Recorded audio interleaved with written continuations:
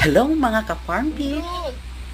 So ito po yung birthing management na ginagawa ko po na kinakailangan lamang pag may nanganganak po na inyong mga kambing na inahin ay kinakailangan lamang po ng isang blade at saka yung oil. Sa ganitong pamamaraan ay maagapan po natin yung mga pagkamatay po ng inahin at saka yung bagong ianak. So, yung blade po, ginagamit po siya, pangsugat po siya, pero hindi po siya pataas ha, kundi slanting po siya, nagagawin po siya.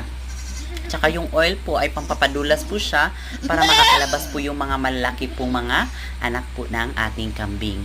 So, yun lamang po siya. At kinakailangan lamang po siya na may matutunan po tayo sa pag-manage po ng ating mga kambing. Thank you po.